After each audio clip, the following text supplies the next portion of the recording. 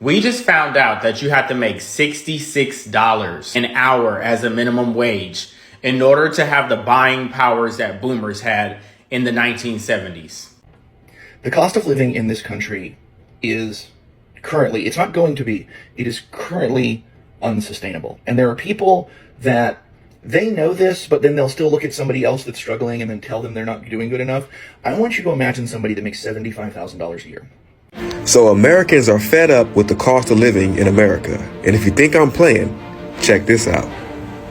I went to Target yesterday and bought 2 bottles of hair product, a bottle of shampoo, a box of trash bags, and 1 Halloween decoration. $70. Welcome to America, people. Welcome to my new home in the woods. I just got my house set up. I have two jobs. And in those 2 jobs, I currently make more than my ex-husband and I made in the first 10 years of our marriage combined. And yet, I can't find a place to live. There's multiple issues at play here. I was living in a seasonal place that I had to move out of this week because it's like a summer cottage hotel place, and she needs to make money. And that place was $1,800 a month, and I still had to pay to put my stuff in storage. What does a girl do? I'm not going to quit my job right now, or jobs. No way. I am extremely frustrated being a full-time employed person living in Florida and not being able to afford to live. As we move deeper into 2025, the American dream feels increasingly expensive. The cost of living, a primary concern for families across the nation, remains stubbornly high, continuing the financial strain that defined the post-pandemic era. Despite easing inflation from its peak, prices for essentials, housing, groceries, healthcare, and education have not retreated, creating a new, unsettling baseline for everyday life. The core of the crisis remains housing. In both urban centers and suburban sprawls, mortgage rates linger at elevated levels, while soaring rental prices outpace income growth. A recent report from Zillow indicates that the average rent for a 1-bedroom apartment has increased by 4.5% year over year, pushing many young adults and low-income families to the peripheries of cities or into longer commutes. The dream of homeownership is further deferred for millions, as high prices and interest rates combine to form a formidable barrier. At the grocery store, shoppers are still doing a double take. While the frantic price hikes of 2022 to 2023 have slowed, the cost of a weekly cart is permanently higher. Staples like bread, milk, and eggs have stabilized but at a premium, forcing continued budgetary creativity and a heavy reliance on store brands. There are flickers of relief. Supply chains have normalized and wage growth in certain sectors has finally begun to outpace inflation for some workers. However, this is not universal. Many in service and gig economies find their paychecks stretched thinner than ever, leading to a historic reliance on credit card debt and buy now, pay later services to cover basic needs.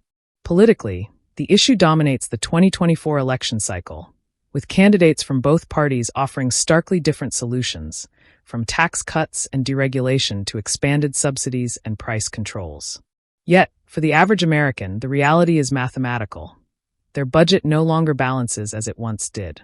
The financial resilience of the middle class has been eroded, defining the economic challenge of this new era. The question is no longer when prices will return to normal, but how Americans will adapt to this costly new normal.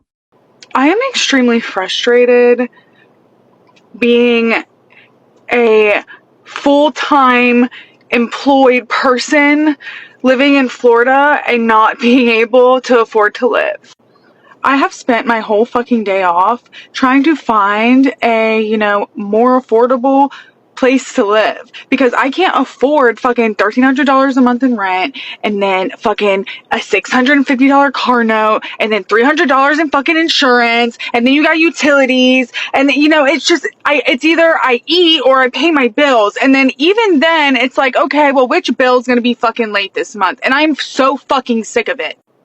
Like, all these fucking apartment complexes and realtors and even private renters, fuck you. Fuck you so fucking hard. And I mean that with everything in me. Fuck you. I, nor anybody else, should be working 60 plus hours a fucking week and not be able to fucking live. I'm about to crash the fuck out. I don't know. Maybe it's just me. Maybe it's just me losing my fucking mind. I don't know.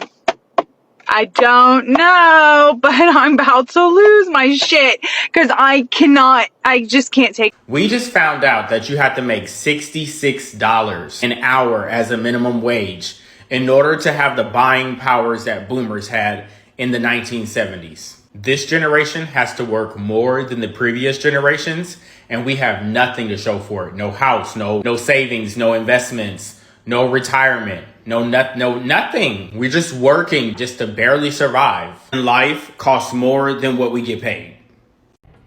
The cost of living in this country is currently, it's not going to be, it is currently unsustainable. And there are people that they know this, but then they'll still look at somebody else that's struggling and then tell them they're not doing good enough.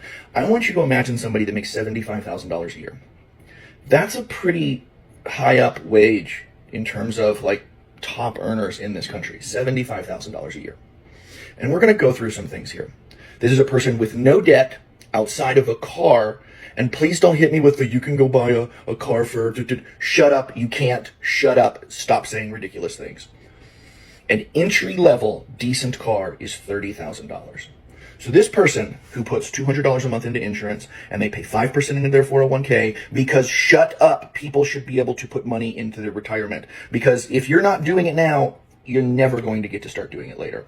So after those two things come out of their paycheck, and their taxes are paid, they bring home $53,850 a year from a $75,000 paycheck. Average rent in my state for a one-bedroom apartment, because an adult should be able to live by themselves, $1,700. That car payment at 6% for an entry-level, very reasonable sedan, nothing fancy, that car payment's $579 a month. Car insurance, $240 or so a month for a lot of vehicles in this day and age. You're a young person, you've got a nice job, but the insurance companies still want to screw you over. Food. You only cook at home. You never, ever go out. You only cook at home and you only eat decent quality food because a human being should be allowed to eat decent quality food. You pay $879 a month for that. You spend $250 a month in gas.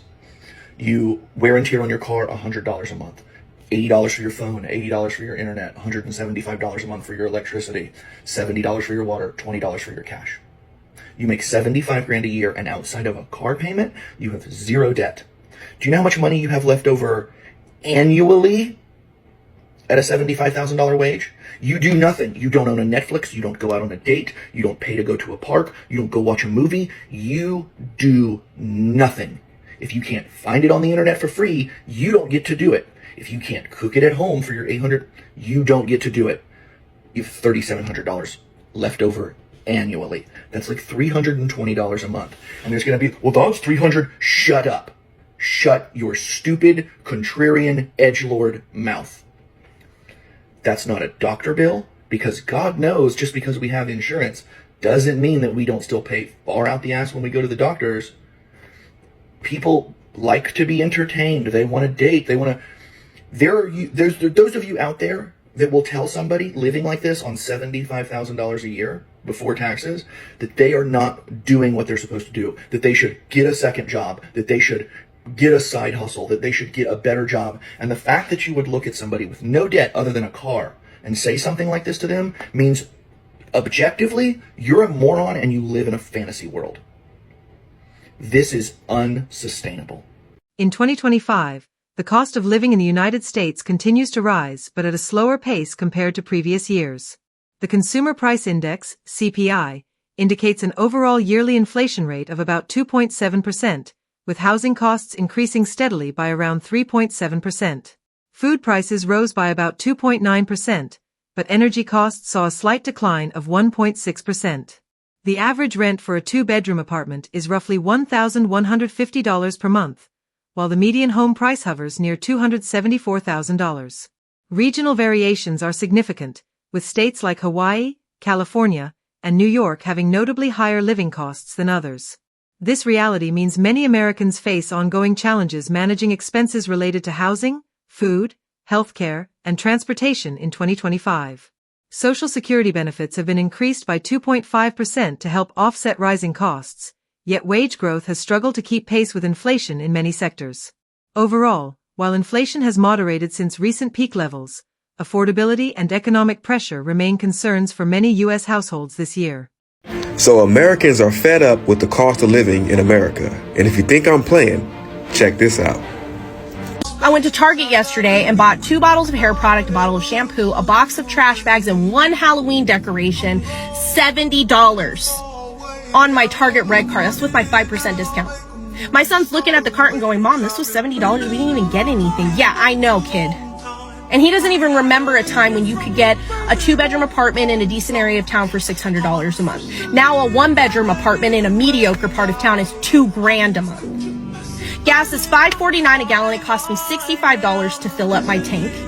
Before COVID, my grocery bill per month was $350. Now it's $600 a month, and I buy the exact same amount of groceries.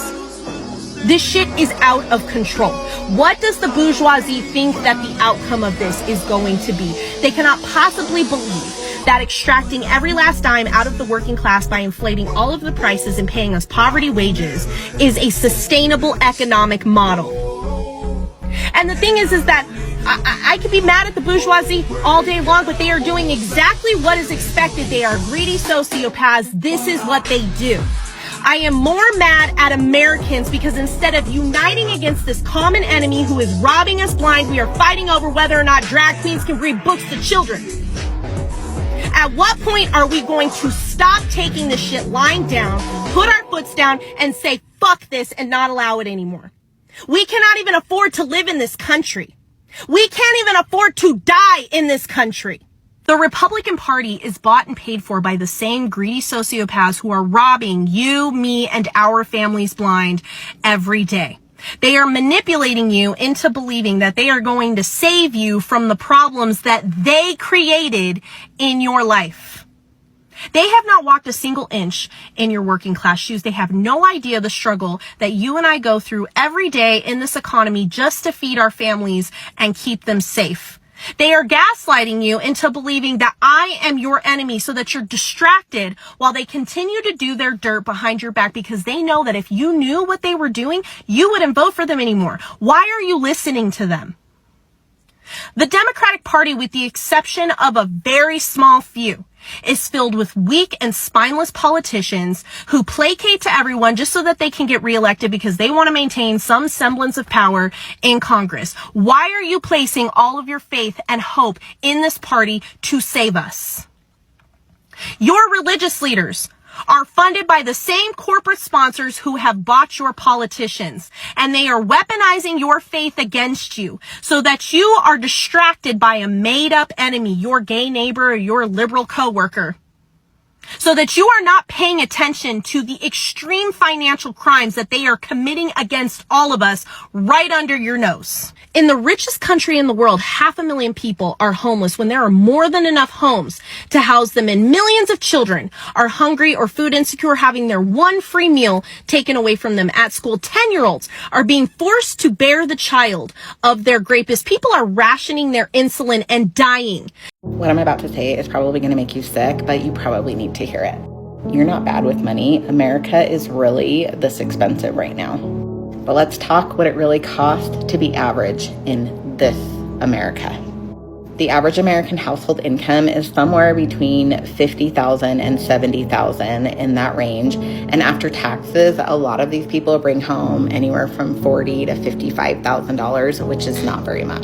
Daycare for 2 kids costs upwards of $27,000 a year, which leaves, give or take, 19-ish grand to live off of. Breaking it down even further, that leaves about $350, give or take, a week for living expenses. And most people's household costs are well above that. The average household grocery cost right now is $800 to $900 a month. An average 3-bedroom apartment is upwards of $2,100 a month. I saw something recently that said that the most comfortable livable income would be anywhere from $175,000 to $220,000 to be able to live comfortably. So no amount of eating ramen noodles or cutting out Starbucks or starving is going to change that. Our system is broken 110%. And we still continue to climb that ladder, hoping for better tomorrows. We think with that broken thought process that if we keep climbing, we're going to find the top. What we happen to have forgotten is that we have met that debt ceiling a long fucking time ago. So if you voted for the Make America Great slogan, please let me know how this makes America great. Is this adding up for you? Because the cost of egg prices are not getting better. The cost of gas is not getting better. None of this is getting better. And if this isn't adding up for you, welcome to my page. I definitely think you are the bigger part of America who is suffering from the consequences of this administration. The math is not mathing for me currently. So if you're also feeling the burn, hit the save button, share it out, follow me, help support another average American that is out here just trying to supplement her income. Energy prices paint a mixed picture. Gasoline costs have dropped by almost 8%, offering some relief at the pump. But electricity bills have climbed 5.8%, and natural gas has surged more than 14%, straining household budgets, especially in colder states. Food prices are rising more moderately. Grocery costs are up about 2.4%, but dining out has become significantly more expensive, with full-service restaurant prices climbing 4%. For families already adjusting to higher rents and utility bills, these increases deepen financial stress. Despite these pressures, the overall inflation slowdown is welcome news. Compared to the sharp spikes that followed the pandemic and global supply chain disruptions, the current rate is more sustainable. However, consumer sentiment reflects frustration. Surveys show that many Americans feel wages have not kept pace with costs, particularly in housing and healthcare. Regional differences are stark. A household's experience of inflation depends heavily on location. On average, U.S. households spend about $61,334 annually, with roughly 35% going to housing. States with lower costs, such as Mississippi or Arkansas, offer more breathing room. But in coastal hubs like California, New York, and Washington, families are devoting far higher shares of their income to rent, energy, and food.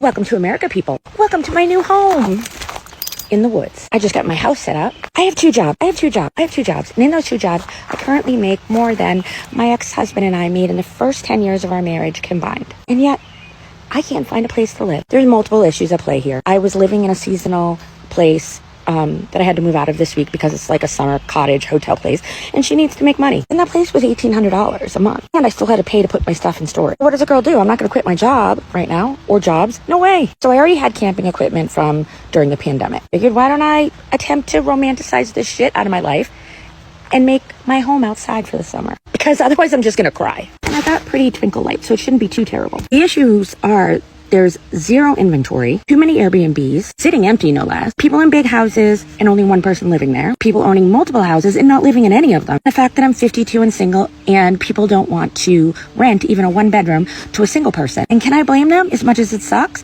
What if I lose my job? The world's losing their jobs. At least if they rent to two people, there's a chance they'll get their rent. So even if I can afford to pay to live somewhere, I can't find a place. This isn't ideal when you're working two jobs, and it's not super close to work, but it's fine. I feel sick. I just spent $93 on stuff that probably would have cost like $40, I don't know, at Christmas. This was at the Dollar General. Damn near everything was like $7. Everything. I usually get my kids like a little like toy car or something cheap. $7.50. I needed to get a towel because one of my kids had an accident. $7. Lego set that are usually $9.99 are now almost $18. Every time Trump gets on TV, he's just talking about how great the economy is. It's like, dude, stop pissing down my back and telling me it's rain. The economy sucks. I'm a single mom. They say that, you know, you can't survive on one income anymore, and I'm just wondering how long like I can keep this going for us.